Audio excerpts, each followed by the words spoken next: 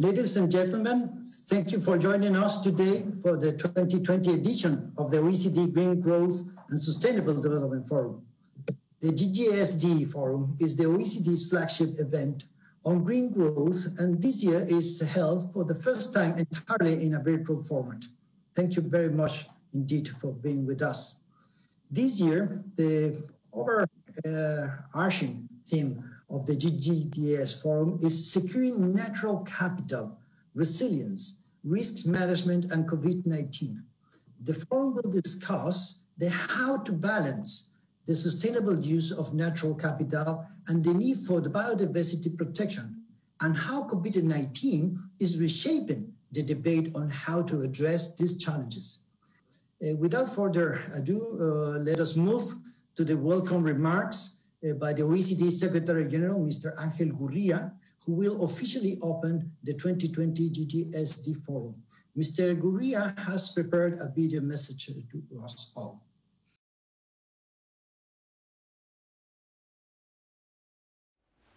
Bonjour à tous. C'est avec un immense plaisir que j'ouvre le Forum Vente-Vente sur la croissance verte et le développement durable, axé autour du thème « Protéger les capitales naturels, résilience, gestion des risques et Covid-19 ». Au vu des conséquences de la pandémie sur nos sociétés, mais aussi sur ce qu'elle dit de l'état de notre écosystème, ce forum est aussi opportun qu'il est crucial. Natural capital, including the biodiversity on which our societies depend, is central to many economic activities and livelihoods, from agriculture, forestry, fisheries, pharmaceuticals, tourism. Ecosystem services such as crop pollination, water purification, flood protection, carbon sequestration are worth $140 trillion per year. Now that's about 1.5 times the global GDP, just to put it in context. Protecting natural capital is not only key to protecting our economies, it is also critical for preventing future pandemics. We know these facts, we know the evidence, yet global natural capital stocks continue to deteriorate. 1/4 of animal and plant species are facing extinction. On land, deforestation continues, with over 70% of terrestrial land degraded. Ocean-based natural resources are increasingly affected by overexploitation, overfishing, by pollution and the waste that we're dumping in the oceans, and climate change impacts. We can take no detours, no shortcuts. Countries must integrate biodiversity considerations into their COVID-19 response and recovery plans. Building back better is our core policy objective. An OECD analysis shows that while good examples of green recovery measures exist, others remain neutral or harmful to biodiversity. Some countries have even rolled back environmental regulations or bailed out companies with a heavy biodiversity footprint without any environmental conditionalities. So there's the support, but without asking for any reciprocity on the environmental side. Others have introduced subsidies potentially harmful to biodiversity. So it's almost the opposite of what we want to achieve. Now, biodiversity loss and climate change are challenges of a similar magnitude and urgency. They're fundamentally interlinked. They must be addressed together.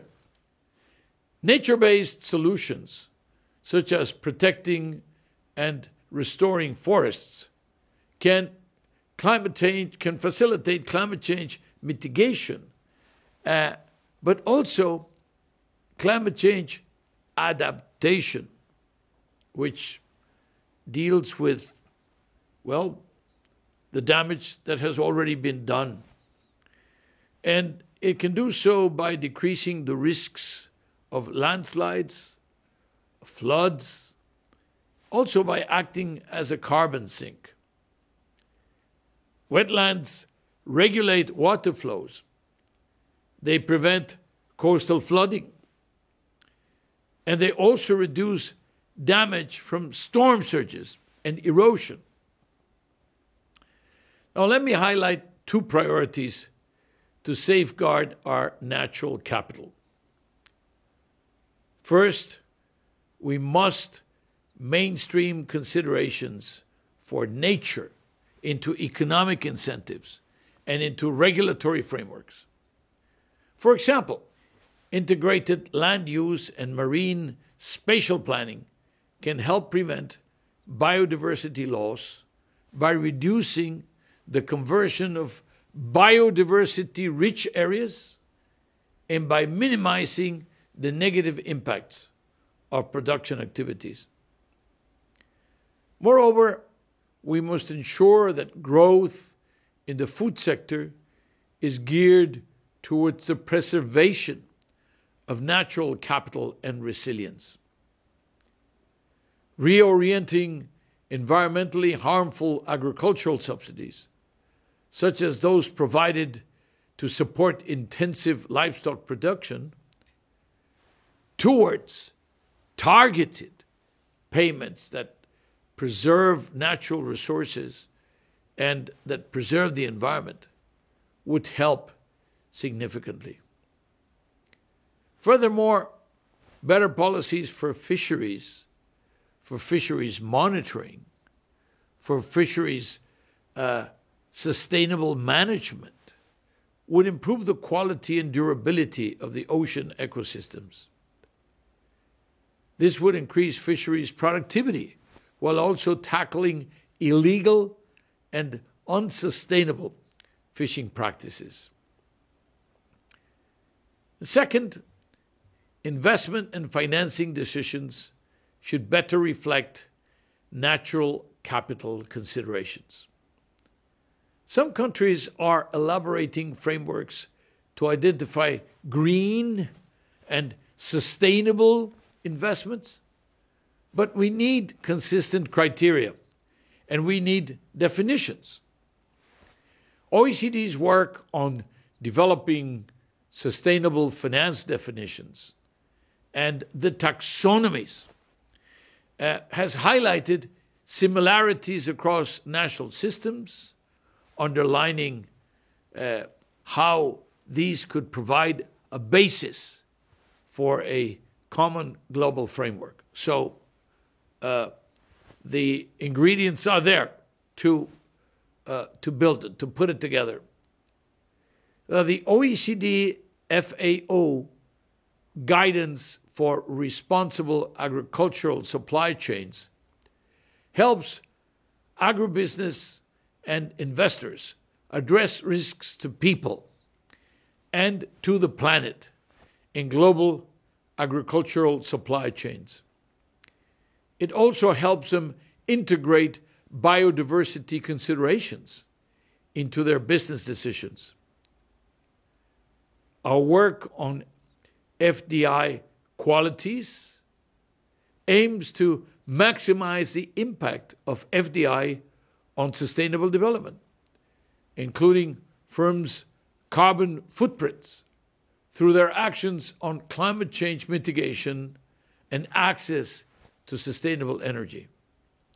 So, dear friends, the world is facing the most severe social, health, economic crisis since World War II.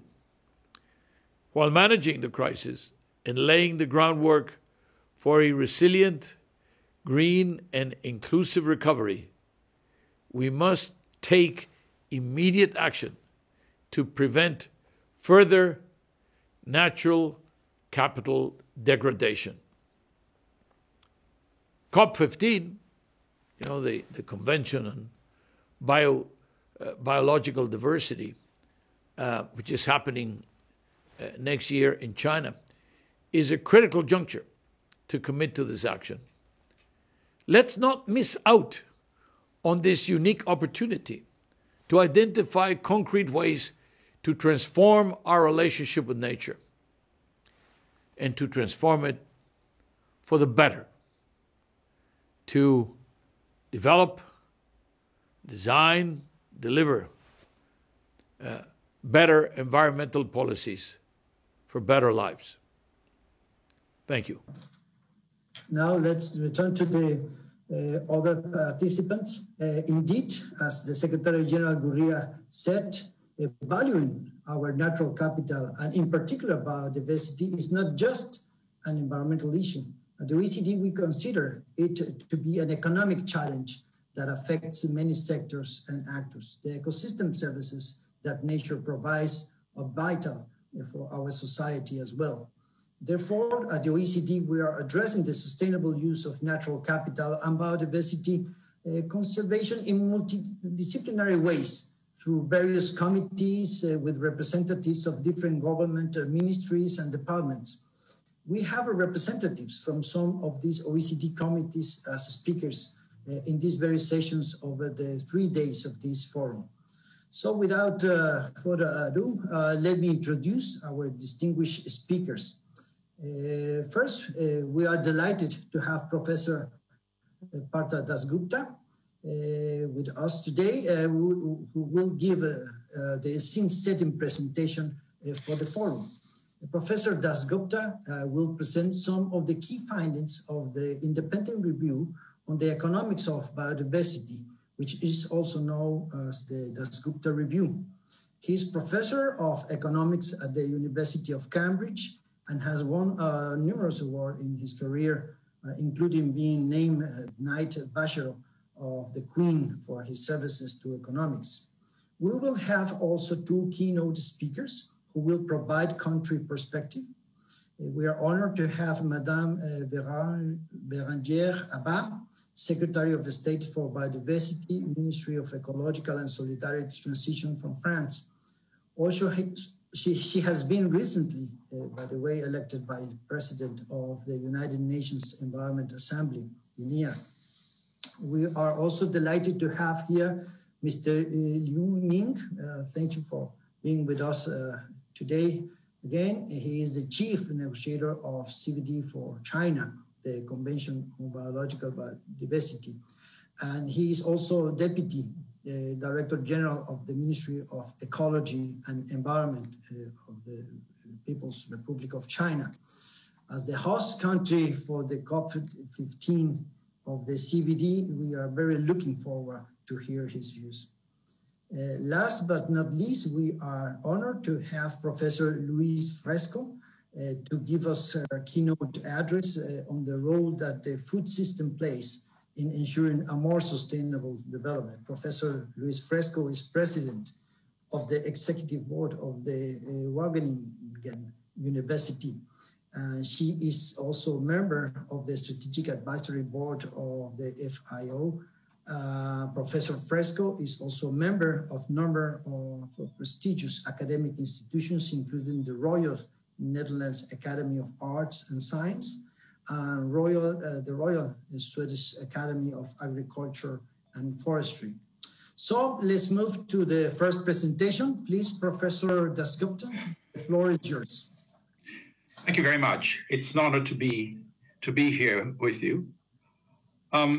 Perhaps not as great a pleasure as it would be to be in Paris, but such are the days. Yeah. Now, there's no escaping the fact that we are damaging nature at an alarming rate. We have disrupted it, taken from it, and transformed it to the point where the majority of our ecosystem services, many of which are irreplaceable, are now in decline. There is just tons of evidence of that throughout the world. Unchecked, current trends in biodiversity loss will have dire consequences for our economies and well-being, for both current and future generations. We're witnessing that in the current COVID-19 pandemic and other emerging infectious diseases, of which species exploitation and land use change are major drivers. And they could prove the tip of the iceberg if we continue on our current path. And there is, again, massive amount of scientific understanding of the character of nature, which makes that happen. But the disruption of COVID-19 has also offered us the opportunity to reimagine what our future could be and set a new course. And it is my hope that the review I'm undertaking will help with those efforts. Now, last year in spring, I was asked by the Chancellor of the Exchequer of the UK government to lead an independent global review on the economics of biodiversity. And I think we should all be grateful to the Treasury for seeking such a review, because it's essential that economic and finance decision makers understand the problems we are facing and work with others to find ways to meet them, if not solve them, but certainly dampen them, ease them. At its core, the review provides a framework that understands and addresses biodiversity loss as an asset management problem. When you hear the phrase asset management, however, you perhaps think of a city financier moving around vast sums of money. In fact, we are all asset managers, whether as farmers or fishers, academics or actuaries, households or businesses, governments or communities. We manage the assets to which we have access in line with our motivation as best as we can. This also applies to our most precious asset, nature. However, we are collectively failing to manage our global portfolio of assets efficiently. Recent research sponsored by the United Nations Environment Programme has found that between 1992 and 2014, while produced capital per head doubled, and while human capital per head increased by 13%, the value of the stock of natural capital per head declined by nearly 40%. This is per capita terms. We are continually depleting ecosystems like estuaries, forests, and mangroves, and the biodiversity that makes them productive, resilient assets. Indeed, accumulating produced and human capital at the expense of our natural assets is what economic growth and development has come to mean for many people. And I should tell you, I know, because I'm a professional economist and I've taught the subject for 40 years and more. But this view and the practices it has encouraged has meant that in recent decades, humanity's demands have come to vastly outstrip nature's supply. You should think of nature as, metaphorically speaking, as a renewable resource, a self-regenerative asset. But if we draw more out of what it produces, then we're reducing the stock. That's the metaphor that you should use, because it's a correct metaphor. It accurately describes the situation. Estimates of our total impact on nature, that is our total demand on nature, relative to its supply, suggest that we would require 1.6 Earths to maintain the world's current living standards. This is clearly unsustainable. Now, these estimates are all very, very crude, but you shouldn't be fooled into thinking they're very much cruder than estimates of global GDP. They too are very crude. It's just that we are used to seeing these numbers over and over again and think that they are somehow platonic truths sitting out there. Whereas the moment you venture out into natural capital estimates, it's all very non-doable. So I'm going to give you these figures, but remember, these are approximate ones. But nevertheless, it's better to have such numbers than not to have anything at all, because then otherwise we can't do anything. Declines in biodiversity undermine nature's productivity, resilience, and adaptability, in turn fueling extreme risk and uncertainty for our economies and well-being. These risks are exacerbated by the nonlinearity of ecosystems, and economic systems too. We are nonlinear as well. Sudden breaks in the productivity of ecosystems are inherent features of the biosphere. The outbreak of COVID-19 is a testament to that. It wasn't there 1 minute, and it completely engulfs us the next. Many ecosystems are already at imminent risk of reaching tipping points. Given that it is far more costly and far more difficult to restore an ecosystem once it has tipped into an unproductive state, reversing these trends requires action now. Not only would immediate action be less costly, it would also help us achieve wider societal goals, including alleviating poverty and mitigating climate change. What's the root of the problem? Nature's worth to society is not reflected in market prices because much of it is open to all at no monetary cost. Moreover, since much of nature is mobile, silent, and invisible, the effects of many of our actions on ourselves and others are hard to trace and go unaccounted for. Such widespread externalities make it hard for markets to function well. But this is not simply a market failure. It's a broad institutional failure too. Many of our institutions have proved unfit to manage the externalities. For example, governments almost everywhere exacerbate the problem by paying people to exploit rather than protect nature. Those are nature subsidies. And we lack the institutional arrangements needed to protect global public goods, like the open oceans or the world's rainforests. The solution starts with understanding and accepting a simple truth, that our economies are embedded within nature, not external to it. Unlike most models of economic growth and development, the review develops the economics of biodiversity on that understanding, an approach based firmly on what we know from ecology about how ecosystems function and how they're affected by economic activity. Doing so helps us to understand that our economy is bounded and reshapes our understanding of what constitutes truly sustainable development. To engage sustainably with nature, we need to change how we think, act, and measure success. And I want to conclude by thinking of 3 broad transitions that are needed. First, we need to address the imbalance between our demands on nature and its supply, and improve nature's supply relative to its current depleted level.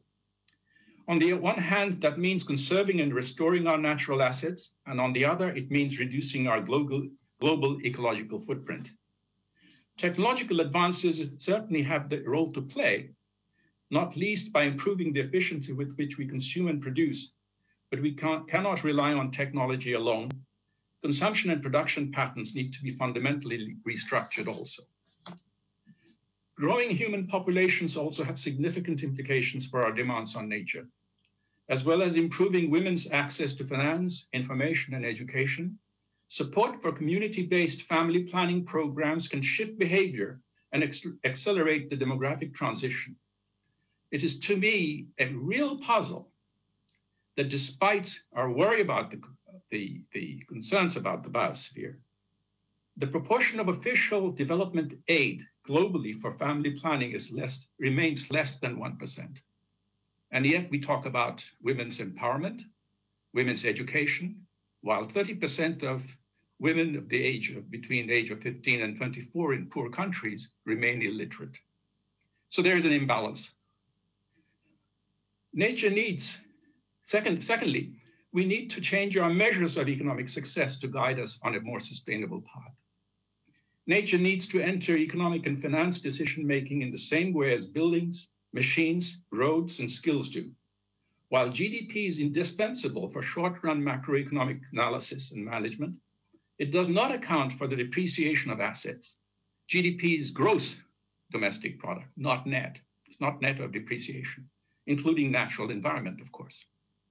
Inclusive wealth as a measure of all assets, including natural assets, provides a clear and coherent measure that tells us if our economic development is sustainable and that corresponds directly with the well-being of current and future generations. I should say that moving to a system of wealth accounts is akin to firms preparing balance sheets. As of now, nations do not produce balance sheets. They have income expenditure accounts, which are flows. We need to look at stocks. Thirdly, we must transform our institutions and systems to enable these changes to take place. Our financial system plays a critical role in ensuring we engage with nature sustainably, and institutions like the OECD will be integral to promoting policies that ensure investment decisions take nature into account. Citizens too must be empowered to make informed choices and demand the changes that is needed. That cannot happen without enabling individuals, above all through educational policies, to understand and appreciate nature. The latter is really very important in my judgment because nature is mobile, invisible, and silent. No amount of institutional effort can solve these externalities problem. We individually have to train ourselves to be judge and jury over what we do at a personal level. That is a very different style of thinking than a style of thinking which depends on institutions to curb our excesses. The transformative change needed in choosing the sustainable path involves hard choices. Standard economic models view our choices as self-centered and make them seem even harder. There is growing evidence that our preferences are affected by the choices of others. We are socially embedded. Since we look to others when acting, the transformative changes needed to make are not only possible, but are likely to be less costly and less difficult than imagined. And in fact, our experience over COVID-19 is indicative of that. We are sharing in various ways of the constraints in our behavior, and we seem to be managing. We are facing a common challenge. The success stories from around the world show us what is possible. They also demonstrate that the same ingenuity that has led us to make demands on nature that are so large, so damaging, and over such a short period of time can be redeployed to bring about transformative change, perhaps even in just as short a time. Our descendants deserve nothing else. Thank you. Thank you very much, Professor Dasgupta. This is very important for us to have you here and also to listen from you, your findings. These findings surely make a very important contribution to the international community and in our understanding of biodiversity in the lead up to COP15 that I was saying that that's the opportunity we have to define the targets for the next decade. And that is, in my opinion, the most challenging duty we have in less than 1 year. Let me now invite Madame Abba to give her a keynote address. Please, Madame Abba. Merci beaucoup, Monsieur Lassi, Monsieur le Secrétaire Général, pour cette invitation. Mesdames, Messieurs, je crois que nous venons de le voir depuis plusieurs mois, le monde est confronté à une crise sanitaire qui est absolument sans précédent. Les scientifiques nous le disaient, aujourd'hui c'est criant, nous entrons dans l'ère des pandémies et toutes ces perturbations que nous infligeons à la nature et aux équilibres sur les changements d'usage des terres, sur l'expansion et l'intensification de l'agriculture, sur le commerce ou la consommation même d'espèces sauvages.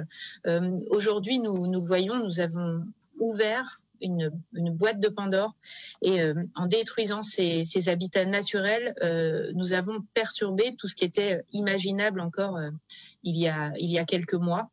Nous avons complètement perturbé à la fois la situation sanitaire et la situation économique mondiale. Il est donc temps, je crois que nous le partageons, de réinvestir massivement dans le capital naturel afin de préserver la résilience et la capacité de nos sociétés à se développer durablement. Cela demande un changement de paradigme, vous l'avez dit, notamment dans nos modes de production et de consommation. Mais cela demande aussi et surtout d'investir dans la biodiversité et dans sa protection, de croire et d'investir dans les solutions qui sont fondées sur la nature. La biodiversité, et nous le savons en France, c'est une priorité. D'ailleurs, la création de ce secrétariat d'État dédié à la biodiversité en est la preuve. Le gouvernement et le président Macron ont souhaité vraiment s'engager en faveur de cette protection de la biodiversité. D'ailleurs, vous retrouverez aussi ce thème au cœur du One Planet Summit que nous vous proposerons en janvier. Nous avons cette nécessité d'agir pour la biodiversité comme nous avons su le faire et créer cette mobilisation autour des questions climatiques. Alors, nous pilotons aussi avec le Costa Rica la coalition de la haute ambition pour la nature et les hommes, qui vise à l'adoption pour la COP15 d'un objectif de protection de 30% des terres et des mers d'ici à 2030. Cette initiative, elle répond à cet appel de la communauté scientifique à prendre des mesures d'urgence pour lutter contre le changement climatique et la perte de biodiversité. Elle contribuera donc également à la lutte contre les pandémies.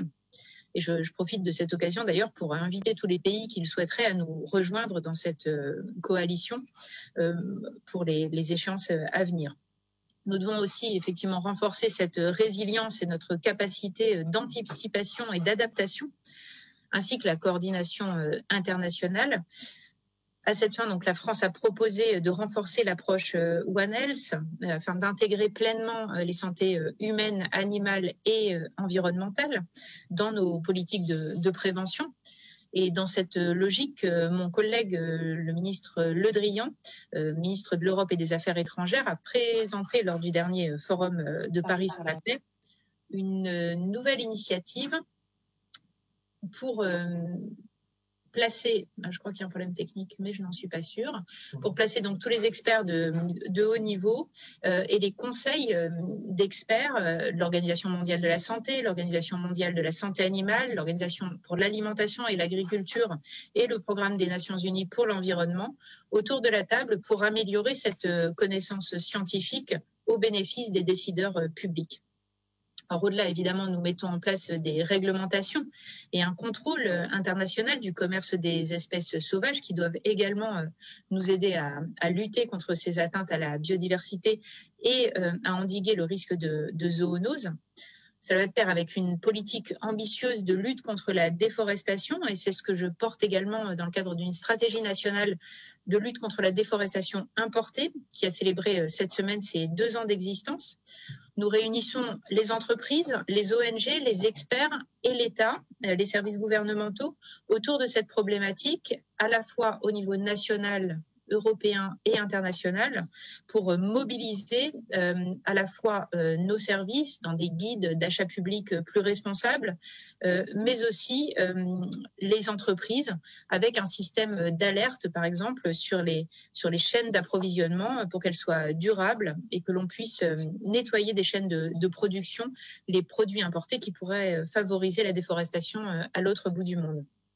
Et puis cette coalition, ce travail de concertation entre développement économique et protection de l'environnement doit nous amener à retrouver ces équilibres. C'est un travail que nous menons également avec les distributeurs, un travail par filière. Donc là, nous venons d'aboutir à des engagements sur toute la filière soja, qui est une des premières causes et sources de déforestation importée.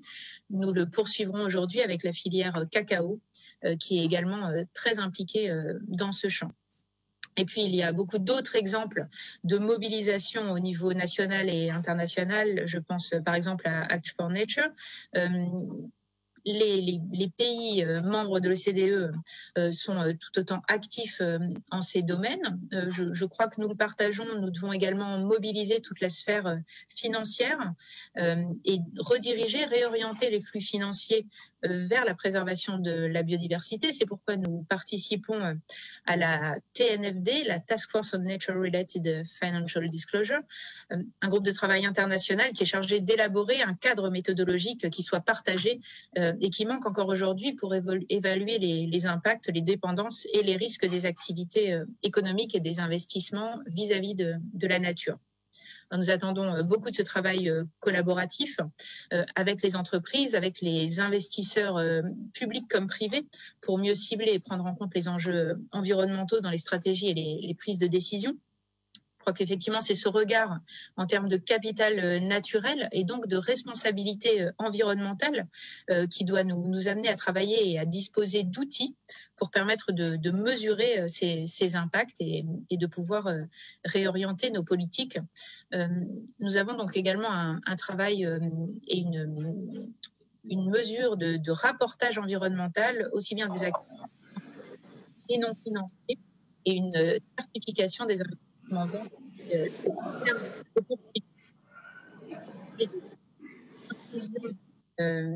qui sera au cœur du Congrès mondial de l'UICN, que la France aura le plaisir d'accueillir en 2021, nous amènera donc à rassembler cette multitude d'acteurs qui est absolument nécessaire, cette mobilisation face aux défis et enjeux évoqués. Voilà, je vous remercie.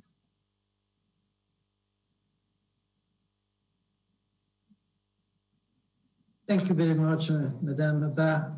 I think that France is doing a splendid job in defending not only the Paris Agreement that is related with climate change, but also in promoting a global and a very intense biodiversity. So it's quite relevant, the role that France is playing in the global context, in the multilateral instances. So now let me pass the floor to Mr. Liu Ning. Of course, we are expecting the COP15 as a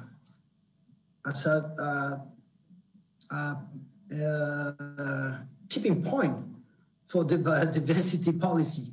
I think that after the Aichi targets, we will have in Kunming the opportunity to set a new targets that, of course, will be aligned with all the other environmental international regimes that are trying to protect the planet as a whole. So the floor is yours, Mr. Ning. Thank you.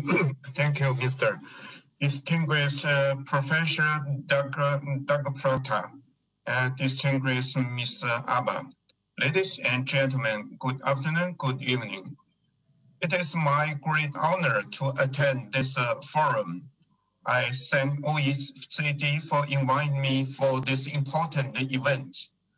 On behalf of the Office of the Executive Committee for COP15 and the Ministry of Ecology and the Environment of China, we highly appreciate all the contributions about green growth and the sustainable development made by OECD and the French government.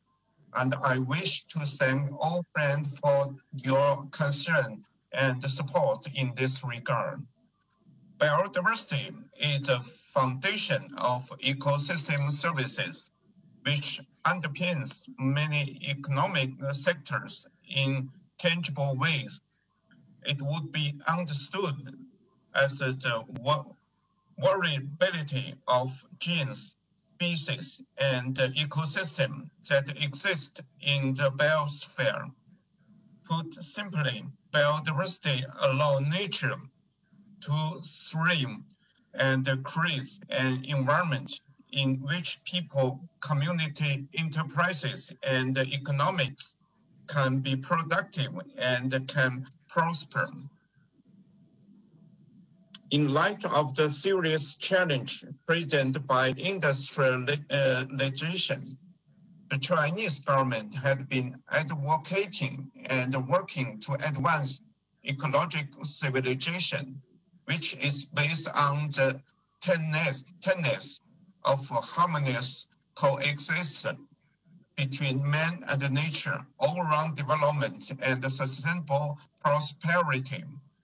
For example, China has been working steadily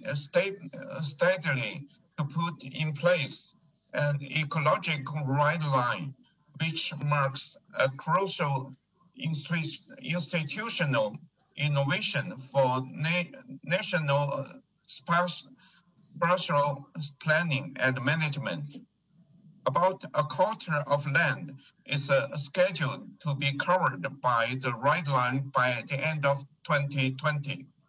The areas and the special protection are important ecologically functional zones and ecologically vulnerable area and cover all types of nature reserves, with national parks being the main component.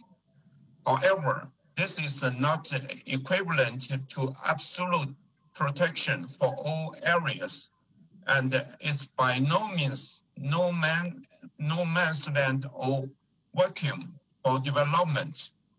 The Chinese government encourages the sustainable utilization of high-quality ecological resources and the exploration of mechanisms to tap into the value of ecological products. In other words, lucid water and lush mountains can be invaluable assets, and the ecological benefit can be harnessed to create economic gains. We noticed that the private sector are the ones with the largest expectation.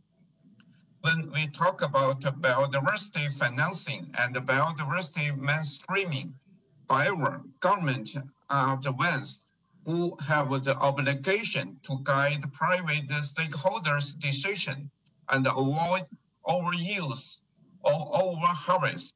Private sector could fully engage in sustainable development only if governments take their duties to develop the favorable political conditions, take enough awareness-raising activities, and develop appropriate policy tools, etc.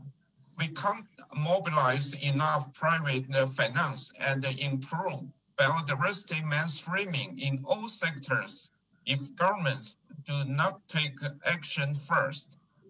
And there is still many barriers we need to conquer together for scaling up environmental finance in private and financial sectors, such as lack of data, lack of measurement standards for measuring environmental impact, lack of target and date, lack of standardized reporting and accounting frameworks, and the challenging characteristics of biodiversity project. We know that the OECD already did a lot of great work in this area. The OECD is analyzing this topic extensively, and in May 2019 published in the Biodiversity Finance and the Economic and Business Case for Action report, containing a preliminary update on global biodiversity investment.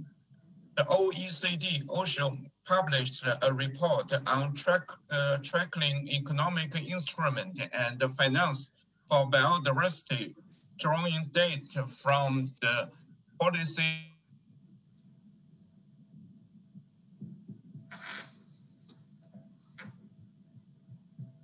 I think that we are having some problems with the audio.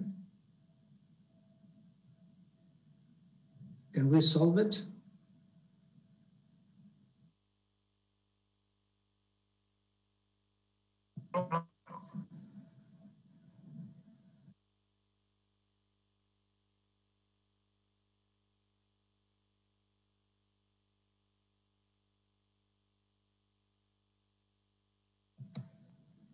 Mr. Ning, are you there?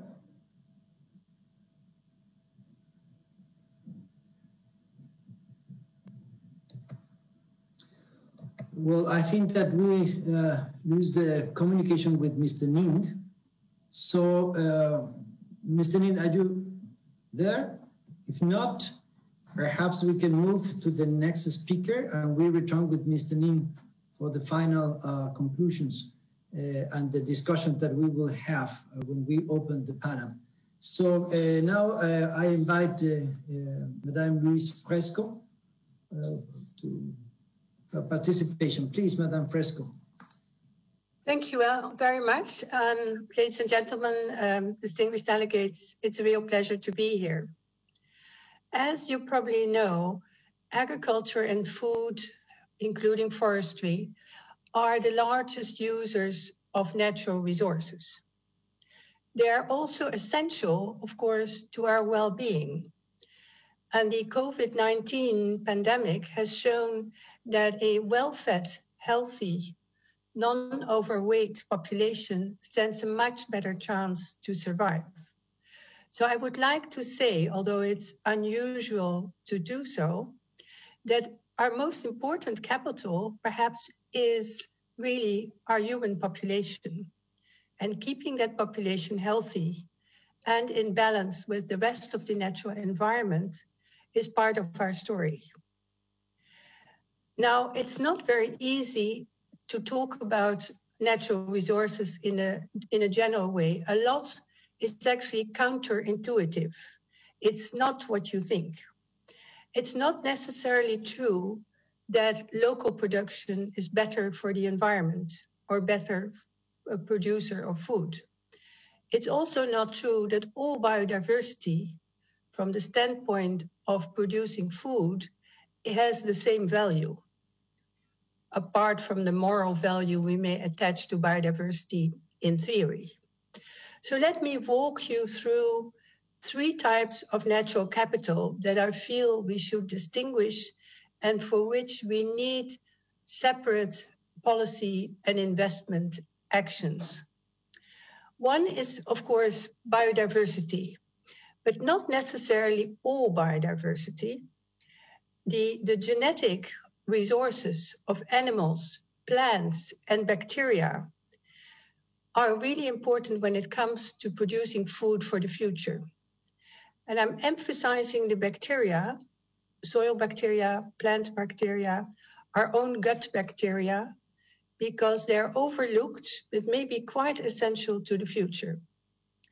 But in order to have access to the relevant genetic resources, we need to keep those as part of the human collective heritage. We have done so. Probably you are aware there is a treaty on plant genetic resources, and we have actually physical reserves in many countries and also collectively in Svalbard in the north of Norway. What is important to realize is that by concentrating agriculture in certain areas, we stand a chance to protect natural environments, nature, where some of the habitats of dangerous species also occur. The fact that we have this particular pandemic has something to do with the pressure of human land use against the borders, if you want, the frontiers of natural habitats.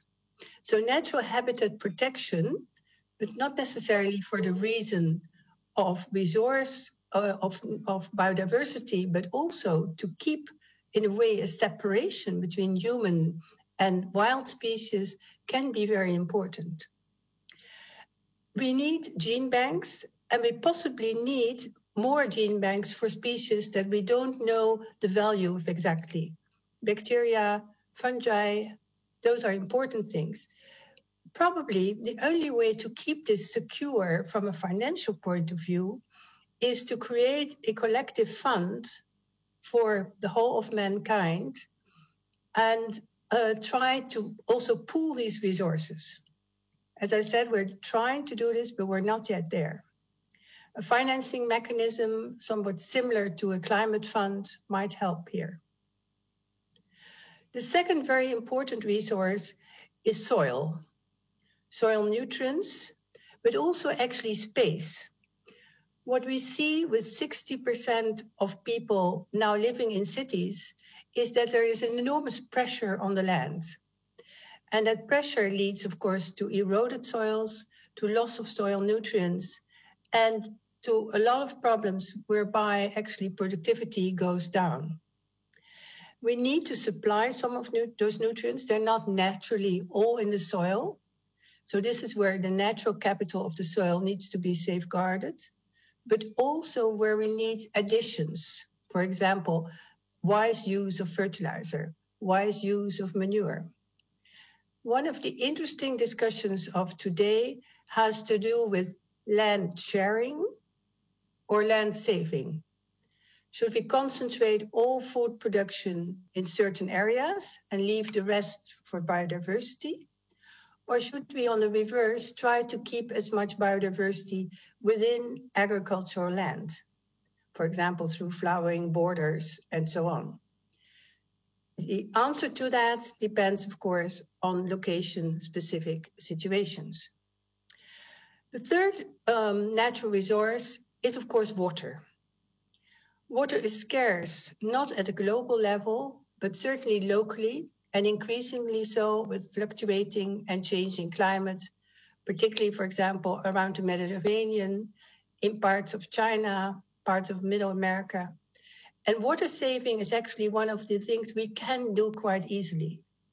Cheap electricity through solar cells can probably help to have irrigation for all kinds of crops at very low cost. But it's not evident that we get that. There are two, if you want, transversal themes here. One is to reduce waste in food production, in the entire food chain. If food waste were a country, it would be probably the 6th largest emitter of CO2. In the EU alone, 6% of our CO2 emissions comes from food waste. That really can be remediated.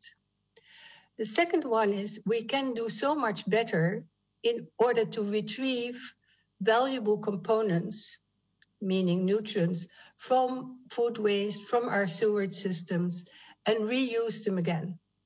And as we move to a more bio-based economy, the production and use and reuse of biomass becomes more and more important. So how can we do this? I think what we need, first of all, is to recognize the role of food and agriculture in the whole carbon balance.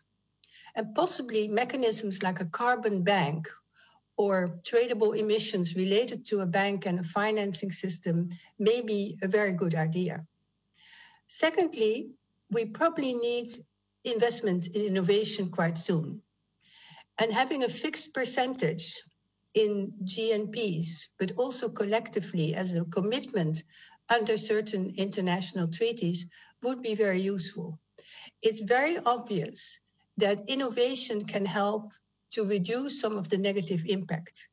The most destructive use of land from a biological point of view, speaking to you as a natural scientist, is unfertilized annual cropping in the humid tropics, because so much is actually done in terms of damage. Some of the most sustainable systems are completely closed greenhouse systems, where no chemicals, no water, nothing is actually added. And so we need to be bold and think also about the future, about future management of innovations, sharing the burden of reducing carbon, and above all, to create a hopeful world for young students and young people who want to move ahead. Counterintuitively, as I said, there is a lot more sustainable modern agriculture than most of you may want to believe. It all depends on really having the will and the legal and fiscal framework to make sure that unintended side effects, externalities are being penalized fiscally or in other ways, and sustainable practices become the norm for everybody. Thank you very much.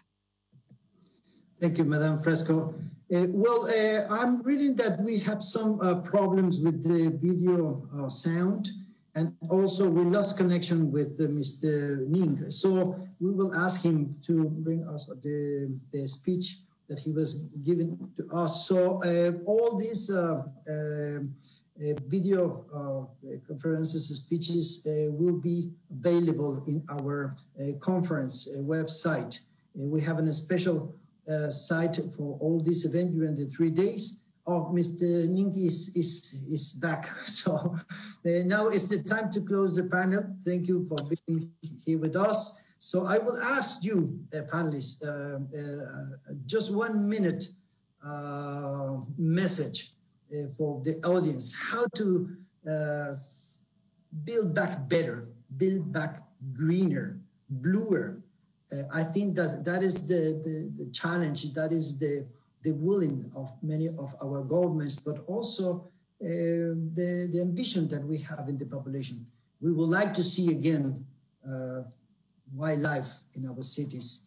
We would like to really build these biological corridors that the evolution in the planet needs. So this is the challenge that we are facing. So please, in 1 minute, can you give us your last message in this forum, please? Mr. Dasgupta, Professor.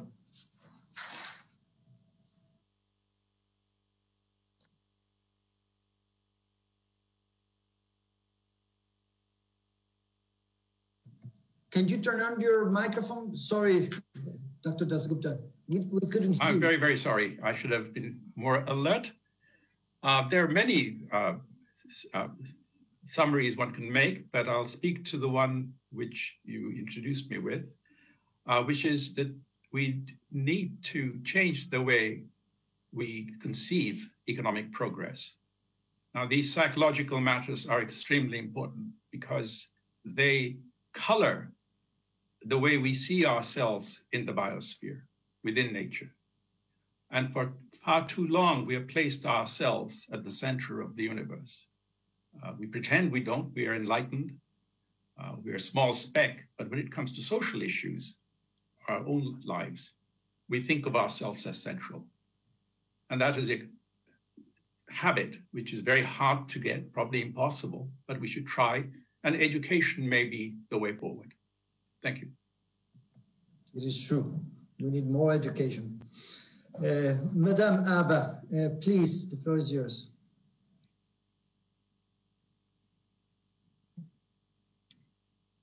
Thank you. Je crois qu'effectivement, les bonnes questions, elles se recentrent sur la notion de capital naturel pour certains, parce que dans toute la sphère économique qui, on le sait, mène beaucoup de choses, on a besoin de considérer ce capital naturel comme d'autres formes de patrimoine. La nature n'est pas un facteur de production comme un autre. Il y a effectivement un attachement pour des raisons esthétiques, identitaires ou éthiques, mais on le voit aujourd'hui, ce capital naturel, s'il ne peut pas se substituer au capital financier, humain ou manufacturier, il en est pourtant un des acteurs et un des éléments clés.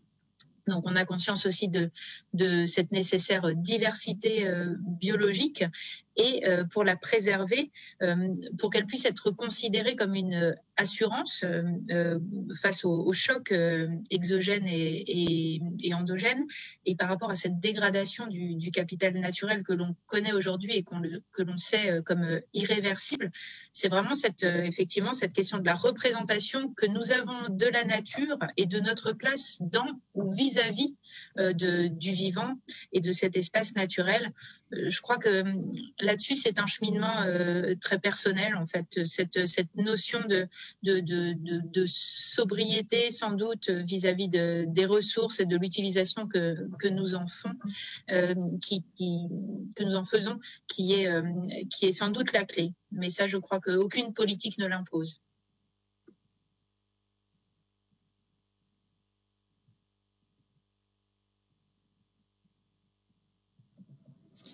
Thank you very much.